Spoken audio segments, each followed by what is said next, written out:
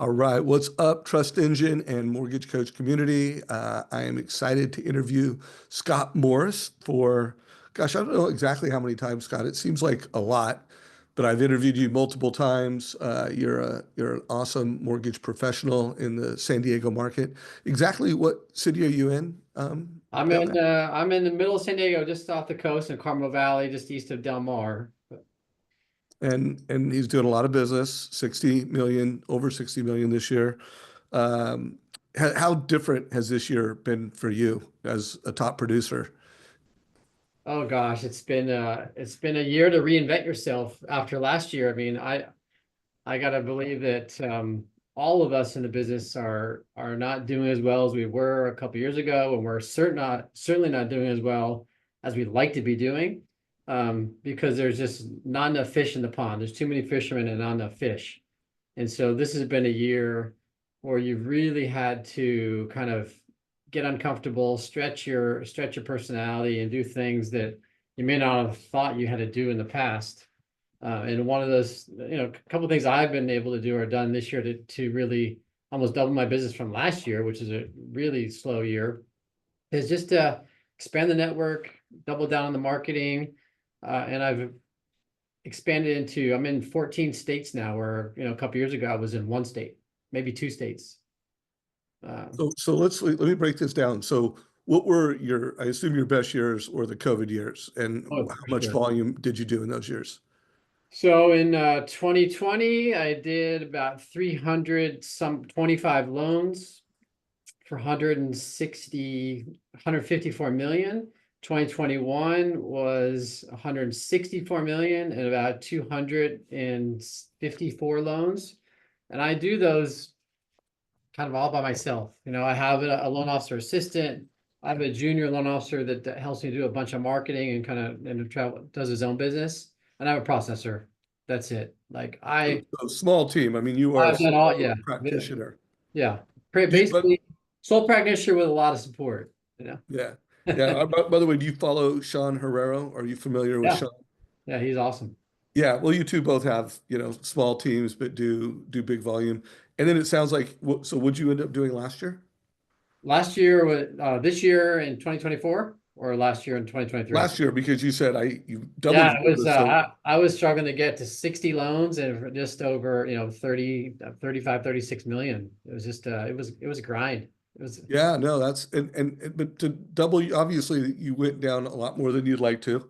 Yeah. Um, what did you do, like specifically break down some of the things you did this year to have the year that you're gonna have? So like I said, I think I doubled down on expanding my network, expanding my area to get into more states. Um, I doubled down on, networking more with people that I know, people I know in those states, family that I have in those states, and then kind of, trying to build referrals off of that. I don't really do any consumer direct marketing at all. I market my database like crazy, which is kind of what gave me the idea. I had a client call me and said, "Hey, I'm gonna move to Idaho." I said, "Okay, I got to do this loan because I need to do more loans, like period." Yeah. So I quickly figured out, okay, we're approved in Idaho, and all right, it's no problem. I can get approved there in about 2 days, and I'll do the loan for you. And then he was selling a property, buying a new one, so kind of went through the process. And I had another client move to Colorado, or a client's kid moved to Colorado. I got to do this loan too. I had some friends in Washington, same type of thing. Another client's kid was moving to Washington. I have some family in Ohio. I have some kind of affinity or relationships with companies where we provide an education platform for employees. And I've done a couple loans in Ohio for the employees of a wealth management company that we work with. People buying the house for the first time, or another guy who'd bought a house before, he just hadn't bought one in a while. So those are the kind of some of the things I've been doing, along with just being really, really intentional about having real clear intentions on what you do on a daily basis. You can't do business unless you're actively doing business generating activities. Right. And Yeah. And expanding your marketplace. I mean, enough interviews with top producers that everybody is expanding their marketplace, maybe driving further, um, adding states. So definitely a strategy that needs to continue to move, and I want everybody to think about it's about database share. Like people always talk about market share. What he's doing is he's making sure he's getting the most possible loans out of his database. So, database share. Coming into the new year, I've been asking a lot of people, what do you think the biggest opportunities are in 2025? How do you answer that question? The big stuff in 2025 are just to, to take advantage of the market is anemic. I mean, by by and large, there's not as many people doing it. Some loan officers like myself it's too hard. So they're getting out. So there's an opportunity to take share from realtors that aren't doing any business. I think the realtor community also is kind of recovering from the NAR settlement. I can see, and I have realtors that do a lot of business that tell me like, hey, this has been great. I'm doing more business than I was. And I can tell that the realtors around me they used to do 10 deals, are doing two, because it's hard. Like you have to, be able to really authenticate your value as a realtor, because now it's open game for your commission. Nothing has changed as far as the commission is being paid, but now the buyer knows that what you're getting paid, how you're getting paid, who's paying it, how's it getting organized. And then there's, you got to really, be able to articulate your value in a way that the buyer says, okay, no problem, I want to use you. And those people have been doing it for a long time are doing well. And the people that haven't been doing that long are not used to having to articulate that, or are struggling a bit. So So how do you, I'm going to list off some opportunities. Obviously, more realtors is an opportunity. database. Going after financial advisors is an opportunity. Going after builders is an opportunity. Going your database is an opportunity. Out of those, what do you think's the number one priority? Oh, it's always my database. I mean, I get anywhere from 44 to almost, as much as 60% of my business comes from my database. Last year was 44. This year it's been 44%. My realtor business increased from in the, low 20s to 30% of my database. My sphere and expanding in other states, went up to 10% of my business. And then I have a lot of wealth managers that I hit up too. And thank goodness, last year it was nothing, just people were not buying houses, or not as many. This year, a few more people are buying houses. I've been a little bit better about a little bit better about reaching out to those wealth managers and staying in touch with them. Hmm. So that's about 12% of my 12% of my business. And then the other stuff kind of scraggles in from some CPAs and just some bankers that I work with who, I have a B of A buddy. He's like, I can't do this on, they need a bank statement loan. So Scott, you can help these people. So I end up doing stuff that way, but it all starts, Dave, with again, being intentional. You wake up.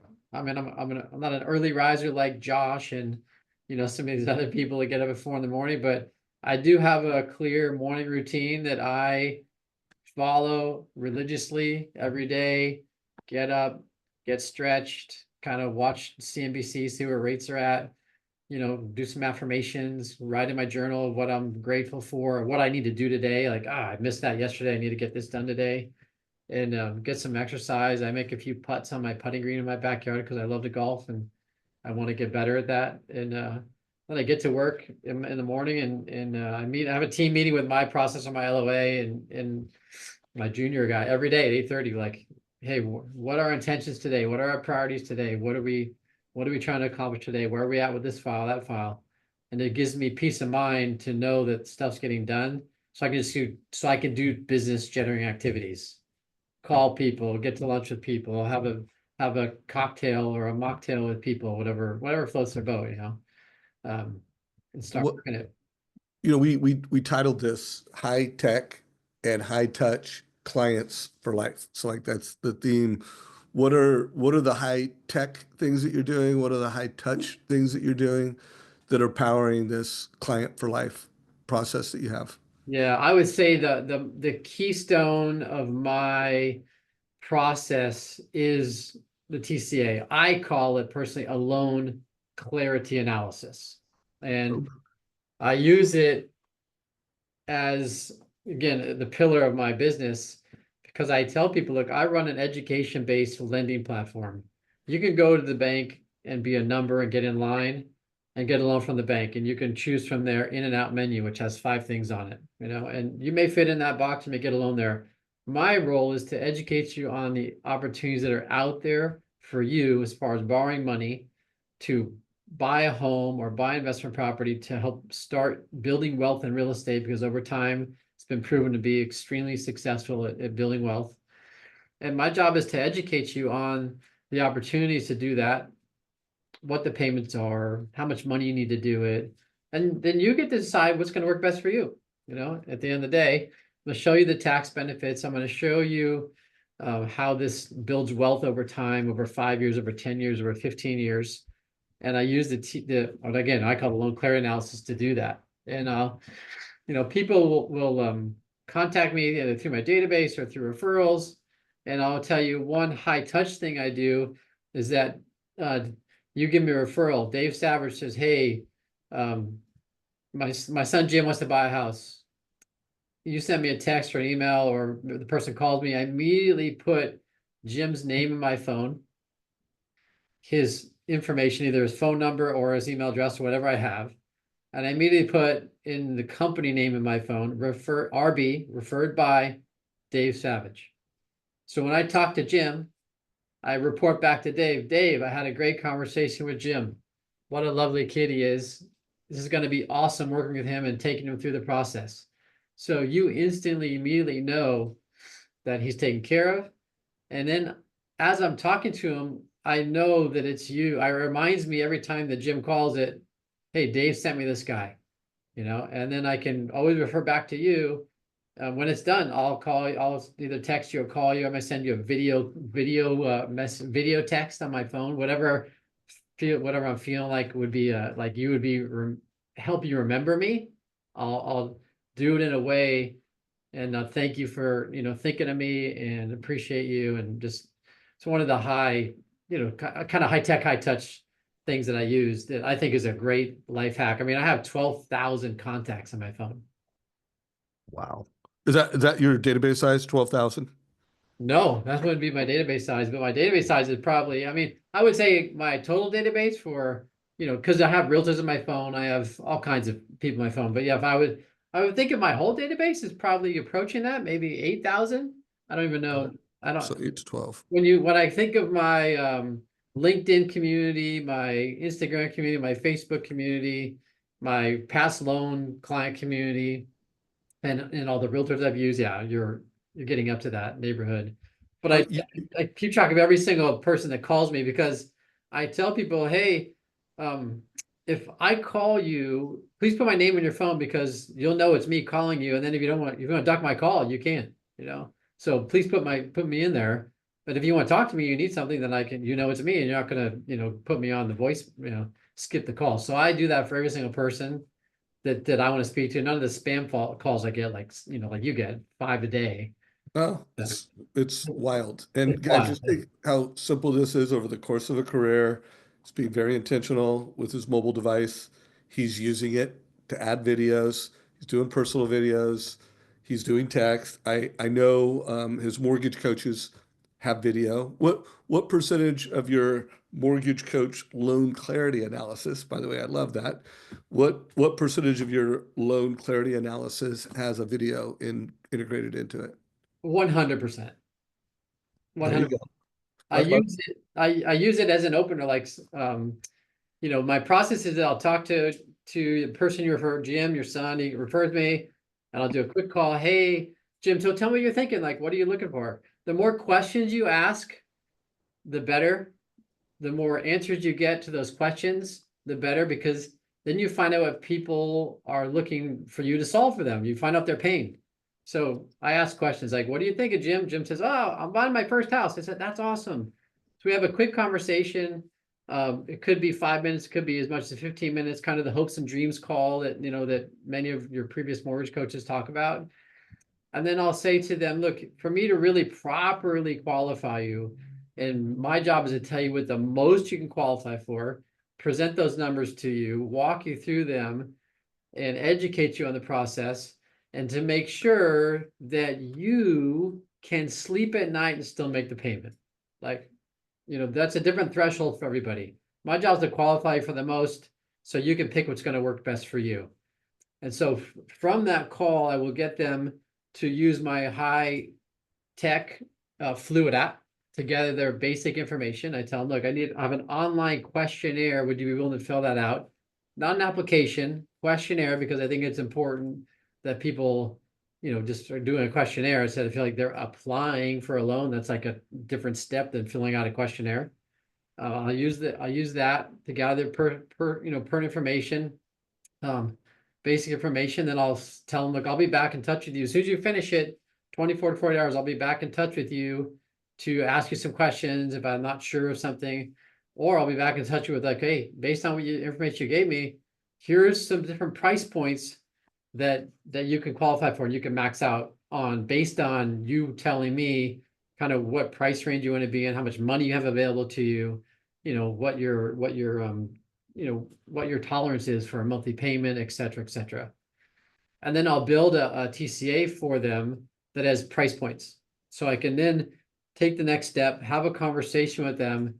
Say, okay, you've done a great job of giving me the information. Now it's my turn to start this process and give you complete clarity as to where you stand today so you can figure out where you want to go. And again, it's not about me telling you what to do. It's about you understanding all the opportunity to build wealth in real estate and then deciding what's going to work best for you. Well, let's unpack one of those and do a little lesson on it. If you don't mind sharing one of your loan clarity analysis, which for anyone that's new to this community, that's a mortgage coach. TCA stands for total cost analysis. But we urge you to personalize it, have a personal brand. You mind sharing one and just walking us through? Yep, coming right now. I'll tell you when I see it. All right. Got it? Got it. Okay. All right, awesome. So I've got my video on there, and the video is again just a recap of the conversation that I have with someone. I never make the video more than 2 or 3 minutes because you lose track. You lose interest in listening to it. This was a conversation with a client who called me out of my database. We had reached out to them to wish them happy holidays, and the husband said, "You know what? I just had a third kid. I've got a 2-kid house." And the neighborhood is shifted to where there's some bad elements that I'm not really comfortable with. Can Scott call me? Can have a conversation with Scott or an annual review basically to see if I can see what it would look like if I buy a new house. So I called him up, talked to him, and he's like, "Yeah, I got 3 kids. It's bad neighborhood. I can sell my house, get probably 3 or 4, a couple $100,000 out of it now. In the meantime, since we bought it a couple years ago, I've saved another 150,000. My job is making double the money I was making before, but that's going to maybe shift a little bit because I got to give up territory." And so I said, "Well, where would you need to be? Like, what price point do you think you would need to be in to get in a neighborhood you feel comfortable in, and then get a house that has 4 bedrooms because he wants to have 1 bedroom for each one of his kids?" He said, I need to be around $1 million, maybe just over $1 million. So I sent this back to him quickly. I know we can qualify because what he told me on the phone. I know his profile because I already have it in my system from before. So I built what's called a price point strategy link, and I call them strategies, which I picked up from again.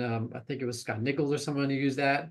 I love that instead of 30-year fixed rate loan, because there are strategies. At the end of the day, it's the strategy that you get to pick which one's going to work best for you.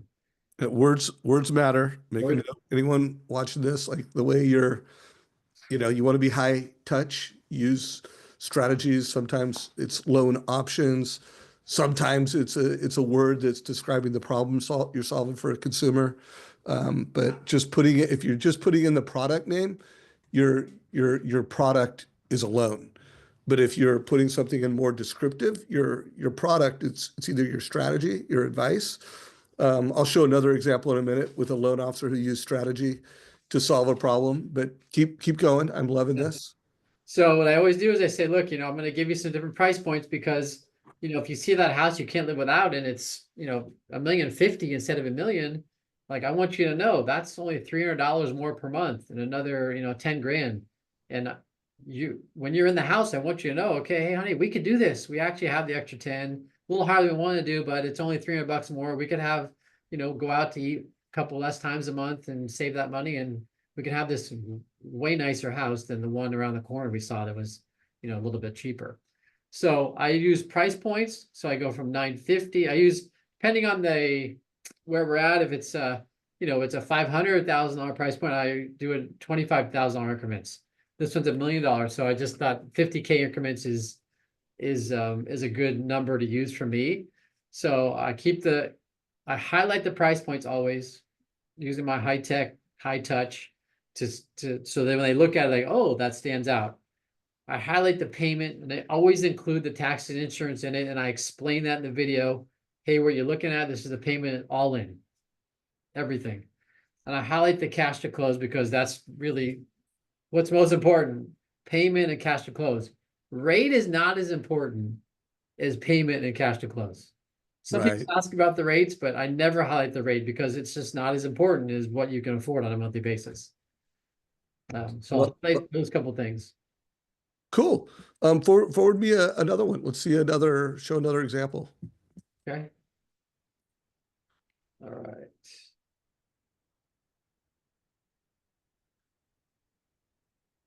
Can you see that? Yep, I see Okay. it. All right.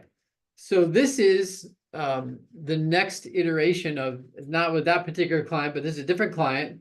Again, a client out of my data, or actually was referred to me from another client, tracked this person for a year and a half. They couldn't afford a house, and then, some things changed in their life, and their mom said, hey, why don't I come live with you guys? So I got this client, done the same thing with them as the previous one. This client had a realtor, wasn't gelling with him, so I took this client, got him to a realtor that I know well, who is an expert or has done a lot of deals for clients who bought ADUs. It's a huge thing here in California to have an accessory dwelling unit. So the mother could live in the accessory dwelling unit. They have 3 little kids, like 6 to 1 year old. And this particular client went out and they found an ADU. The mom had some money to contribute to the transaction. And so this is at the end, we're like, okay, here are the strategies to lock in your interest rate. And I walk them through that I send it to them, a little video, explain what they're looking at.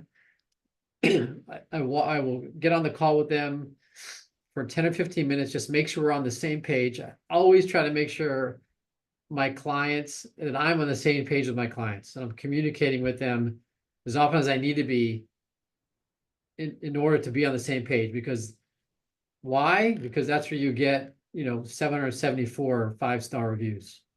Right. So it's important to me. And if some people need more or higher maintenance than others, God knows we don't have any high maintenance clients, but some are more high maintenance than others. So this is a strategy. I went through it with this particular client, and we looked at the numbers laid out to where they were going to pay a little bit of points. They were able to get a little bit lower rate. And then where does it make sense for them to pay the points in over a 2-year period of time? I use the bar graphs and I explain to them, hey, the math's telling us that you're in the same spot if you do strategy 2 versus strategy 3. And is that a payment you're comfortable with? Yeah, that's a payment I'm comfortable with. Is that 350 an amount you're comfortable with? Yeah, that's tapping us out. It gives us a little bit of cushion. And so they chose that strategy. As soon as they choose it and lock it in, I highlight it. Now, why do I highlight it? Because I want to remember what they did. So I like that. it's easy for me to go back to the TCA when they're calling, asking a question. Boom, I pull up that TCA quickly and easily. And I know that they chose that strategy. And if something doesn't look right on it, I can fix it, or their insurance came in different. If they want me to fix it, I'll fix it, or I'll explain to them this is an estimate. All your final numbers will come at the end, but this is, what it looks like. And here's you guys have some work to do to get your insurance done, et cetera, et cetera. So Yeah. I use it as a reminder to know Yeah. what I did for people. Yeah, that's a good pro tip. Anyone watching this, also for loan officers that work with team members, I've done a lot of interviews with loan officers that your hand, it's like a baton pass in a relay race. And this way, the production partner or the processor on your team, they love Mortgage Coach. Like if you're working well as a team, now your teammate knows which loan you showed, and make sure any loan officer that has a team on this, make sure that you've trained them. They should be watching this so they know what was communicated to the consumer. And I love this. Super good pro tip. Um, Let me show a couple on my screen real quick. Tell me what you think of these. And this is an interview I did Tuesday. I interviewed this top producer, and you'll notice this one is where it was a family that was in a home and they were paying 4.5. And she actually, called it, leaving mid fours to sixes. And she showed the consumer where, and again, she didn't use strategy. By the way, I'll show another one that Patty did where she did use strategy so you can kind of see how other loan officers are doing it. But she's solving a problem, buy now for growing family. So that's the need. And look, it's a higher rate. So the consumer wasn't sure, should I buy now or should I wait? They wanted to move up. She said, well, we could wait. And what do you think is going to happen if we wait? Yeah. Well, and let's say rates get into the fives. What do you think is going to happen to the value? So she put the value in here. So the consumer could see that. And then she said, you know what? You can buy now. And when rates go down, notice refi later if rates go down. Super simple for the consumer. Call this the move up, buy now, TCA. And now the consumer is getting it all. And then down here at net worth, she's able to show the consumer, look, you could go from, your net worth here, and if things appreciate at the same rate that they're appreciating, which they will from house to house, it was in the same city, you're not only getting this home now, but you're going to build your net worth faster. Of course, Patty always puts a video. What do you think of that? Do you ever do TCAs like that? I absolutely do them. And I show people because people always they have that objection like, oh, I'm gonna wait for the rates to come down. I said, okay, what do first of all, are you finding a house you want to buy? Well, there's not that many houses on the market. I said, okay, well, we have a supply issue. There's not enough supply to meet all the demand, which is why the price of homes is not going down. Even though the rates are high, the price of homes is not dropping. So I definitely use that. I encourage people to look at it and say, look, if you bought a house for 850,000 and the rate went down 1%, okay, and everybody just like you, there's 10 of you that are out there waiting for that to happen. So I would ask them, what do you think would happen? The price is probably going to go up. I said, you're right. So if you pay 10% more for the house and 1% less on the current rates, the payment is actually almost exactly the same if you buy it today with a higher rate.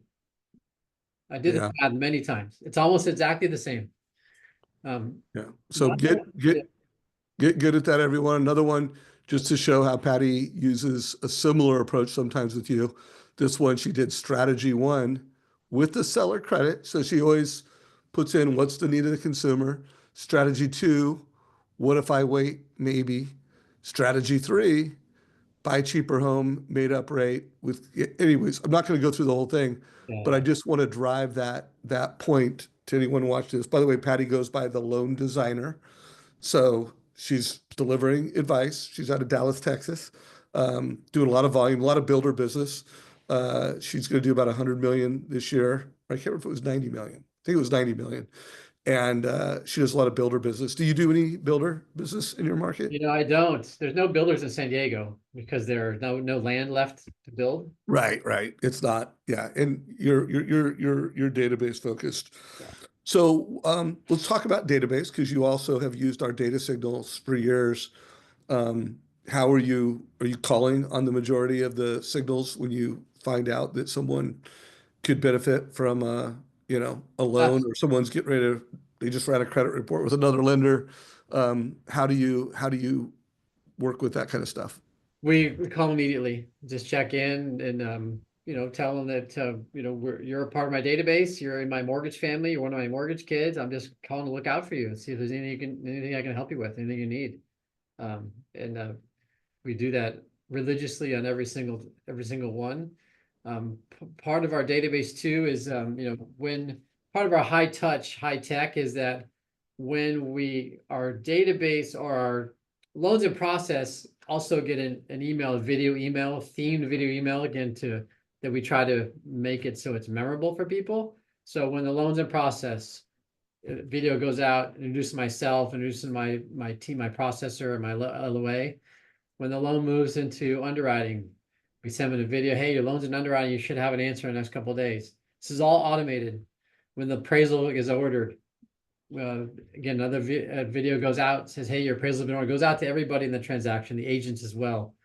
When the loan is ready for docs and the milestones of the process, a video goes out to everybody in the transaction, the agents and the buyer. Hey, your loan docs are about to be drawn. Please watch for a call from the notary. And then at the end, when it's closed, another video goes out that says, hey, from me, says, thank you for the business, appreciate you. And I grew up playing a lot of tennis, so all these videos are tennis themed, which makes it fun for me, to keep it kind of light, keep it kind of unboring and memorable. So that's another kind of high tech, high touch. And then those people go into the database, and we use our database. I've tried to automate everything that I could possibly automate because I'm only one guy, and I can't afford to pay 4 people to continually market and call and call and call. I think the automated, the AI is amazing. The automation is amazing in today's world. And if you're not doing it, you got to set it up. You got to get your database set up with automation. So I'll do a monthly, kind of newsletter, financial tips, stuff like that, or even just general life tips. Obviously I send a video birthday. I used to send a birthday email. Now it's a birthday email with a video. It's me popping out of some balloons. Hey, just think about your special day. Automated. Same with the annual review. Our anniversary of your home loan. And I also will text or call the agent that referred me that person. Hey, Dave, do you know it's Jim's birthday today? If you want to reach out to him and say, wish him birthday, it's his birthday.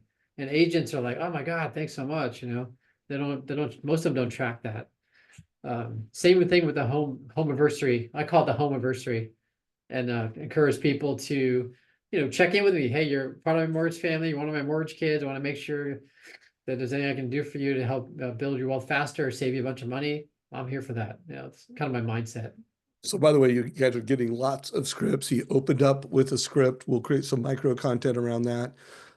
Here's another one from an interview. This one has not gone public, has not published yet, but one of the top loan officers here in Newport Beach, and tell me whether this happens a lot, where he has customers that could put a big down payment, and in this particular case, they were thinking about putting an extra $400,000 down.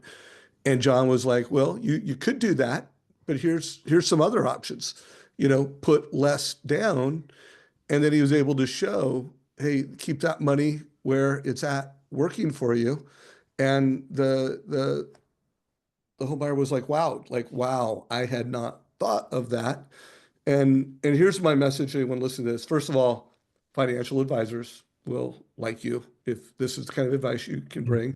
And by the way, high net worth individuals, jumbo, the whole call was how to win more jumbo loans or how to win with jumbo buyers. This is a gold strategy that every time you have someone who's putting, either wants to pay cash, wants to put 50% down, wants to make a big down payment, he's not selling them on doing anything.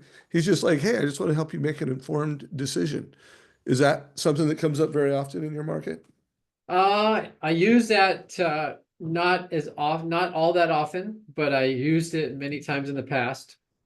And for whatever reason, my sweet spot may not be, $3 million purchase prices with, big money down, but my sweet spot is a 2 million and less. And those are loans that it's a way to stand out. It's a way to make yourself different, a way to add value. And again, I'm like, hey, my job is to make your money work for you. That's what my job is to do. And that's a perfect example of how you're helping someone make their money work for them. Whether they do it or not, it's another story, but you're right. You're not pushing it on them. You're not telling them what to do. Say, hey, here's something to think about, you know? So I do utilize that strategy when I feel like I need to, add value and kind of, get that client to like me a little more than I'm feeling like they're liking me. Yeah, well, guys, there's more people buying homes with cash than ever before, and people have more equity than ever before. I just put it in perplexity while we were talking here. What percentage of homes are being purchased with cash? And, while it's still a relatively low number, when it comes to jumbos, it's a bigger number. Existing homes, 32% of home sales in January of 2004 were cash.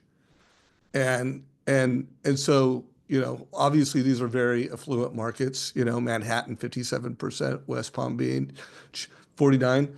I would recommend that you guys know what percentage of homes are being purchased with cash. Let's see if it comes up in or wait, hang on, I gotta go back up.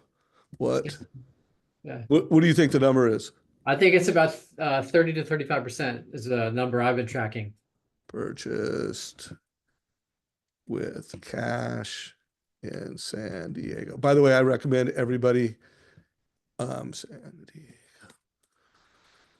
Diego. You know what the number is in your market, and also bring this to your real estate agents. I mean, this is something I know real estate agents like cash purchases, but if you're a good loan officer and you're reliable, this is a valuable service. As of February, it looks like it was 21%. Probably varies based off of different cities. Yeah. But just a piece of data you should all know. And then you should know how to use Mortgage Coach. What does it call it? Loan Oh, clarity analysis. Also, you could, if you're talking to a jumbo bar, you could call it a net worth analysis. Your real estate net worth analysis. Like, we're talking about real money, life-changing money when you help people make informed decisions. So, any closing thoughts, brother? Anything that you think is important to share with folks around high tech, high touch as we wrap it up? yeah, I would just say that, you know, you got to use your technology, leverage it. The technology's there to leverage it, but it doesn't mean you can go play golf or go surfing 4 days a week. You know, if you want to do well, there's no shortcuts. You got to work. I mean, I work hard Monday, Tuesday, Wednesday, Thursday, 8 hours at least per day. I'm very disciplined and intentional about what I'm doing. Friday morning, I'm on the phone working, and then I go play golf for a couple hours Friday afternoon. And someone calls you at a time, I'll text them, hey, I'll call you back. I'm with some clients. I'll call you back in an hour and a half or whenever I can. Don't ignore them, but I just push them off, so they can't reach me immediately. I would say that it's important to have social proof and, surround your database with automated marketing, not offensively because they want to opt out, but it's okay if they do. But a little bit of social proof, Facebook, and different stuff like that. And not only that, but your reviews. I think reviews are social proof of that you do a good job. I have people refer to me, they look me up. Hey, I saw those reviews you have. And I would credit Dave, your team, TCA. When I started in 2016, I had 0 reviews. And I've been doing this for 20 some odd years before that. So I made a very intentional process around getting a review. Again, high tech, high touch. I use experience.com for the tech, and I use high touch by calling every single buyer that I close a loan for. I will call them, I'll congratulate them. They don't always pick up, but I will leave them a message. Hey, I need to go over the next steps with you live on the phone. And it never fails. Probably 99 out of 100 people will call me back. What do you mean next steps live? And then I'll get them on the phone.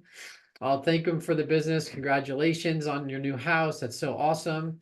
And they say, oh my God, you did a great job, so on and so forth. So okay, the next steps, I'm going to send you a welcome package in the mail for your first payments. Doesn't start till X. You're going to get a bunch of junk mail in the mail. These people appreciate this because all this stuff comes in the mail. Like, what is this? What is that? And then I'll ask them. They'll always say, it was a great experience. It was a fun process. You made it so simple. And I'll say, look, you're also getting an email to do an online survey for me. If you could give me 5 stars and say some kind words, just like you said, I would really, really appreciate it. And that's how I have, over 700 and basically 740 5-star reviews out of 775. So guys, check it out. High tech, high tech. What a good deal.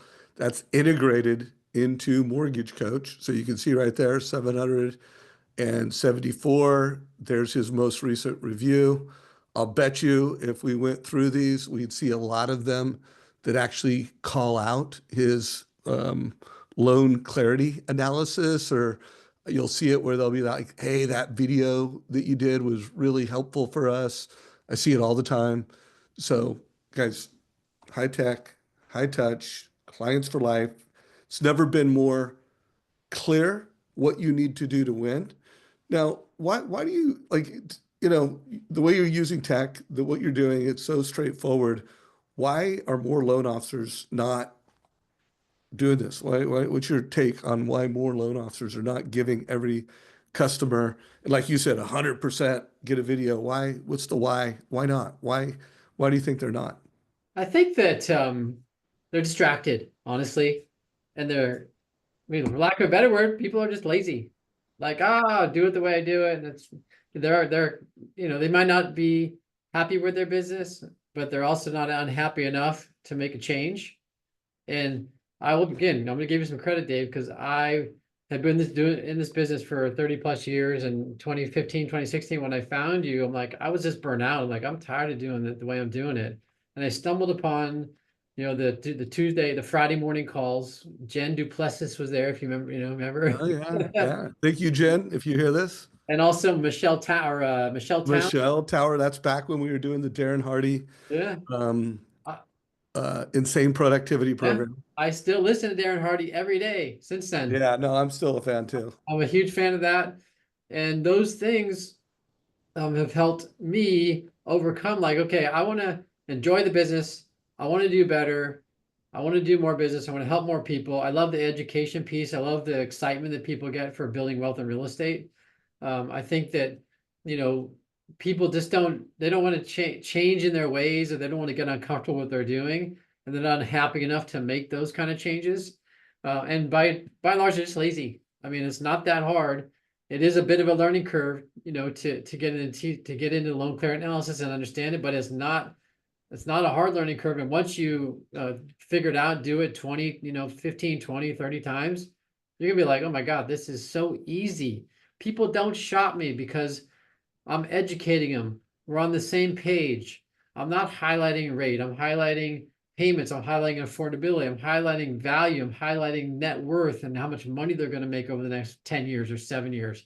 I'm highlighting the tax benefit they're going to get. I'm highlighting all these things that are meaningful and add value to them and help them achieve their short-term and their long-term financial goals. So I don't know why people don't adopt it more, but you do have 25,000 people in your, I think, Facebook page now, is it? 25, follow our YouTube channel, and we have a lot of loan officers that we have turned into mortgage coaches, and it's exhilarating. I am interviewing, top producers all the time that it's no longer an option. You must modernize to differentiate. You must modernize to meet the customer's demand. So anyone watching this, hopefully you got some ideas, hopefully you got some inspiration. Earlier, I played that commercial around how Trust Engine is helping you optimize your database. It's no longer an option. Make your database your number one priority. Make how you're using technology a way to be more valuable to consumers, be able to predict when they want to move up, when they want to move down, be able to predict a first-time home buyer in a household, and then be able to give them advice with price. Yeah, you got to give them price, but if you're just giving price, you're a commodity. That can be automated. You can be Amazoned.